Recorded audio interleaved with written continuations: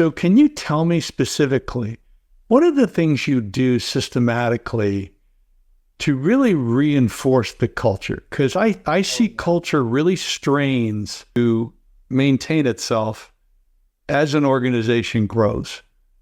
Yeah, it does. So there's a couple things that are non-negotiable, and I have to become almost, especially because we're mostly remote, almost like, if you're not complying with this, you cannot work here type deal. And it seems so petty, it seems so little, but it's the only way for me to preserve the culture. So one, on the interview process, we add a step. So they do the initial interview, they do it like a technical or operational interview.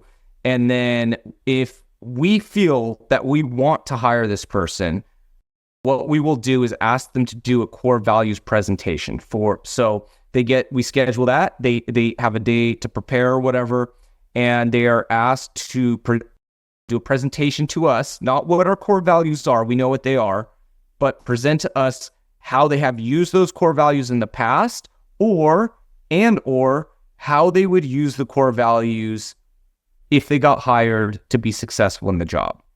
And when we do that, it seems so weird and petty, but you actually can, one, attract the right people, filter out the bad people, and you get to learn a lot about them, so you can reduce a mishire. So we've been able to reduce our mishire percentage by doing that by almost 50% over what it was. So it's a huge filter. So that's number one. So that now, wait a minute. Let's stay there for a moment. Yeah. So, are you catching anyone using AI and then rehearsing? And yeah, they are. But when they present to us for that 5 to 7 minutes, they say like, one of our core values is teach to promote, right? So now if they say, hey, they tell me an experience or how they would use it to teach to promote. Let's say they told me, hey, yeah, I used to, I helped this guy get promoted. And let's say they didn't go that deep into it, or maybe they just went superficial into it.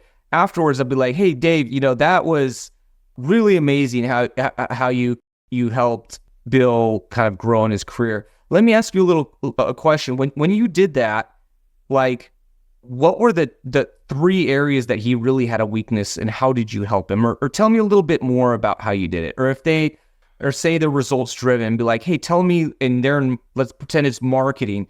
Hey, what were the 3 KPIs that you looked at the most that you would really be able to tell that marketing was successful if that was so results driven? And when would you take action if it didn't hit? What was the baseline? What was the good result? What was the bad? So you start digging in, you really see like what they're about, right? Based on what they tell you. And it reveals, because when you do questions in an interview, I find that people have an easier time preparing, masking, telling you the right answer.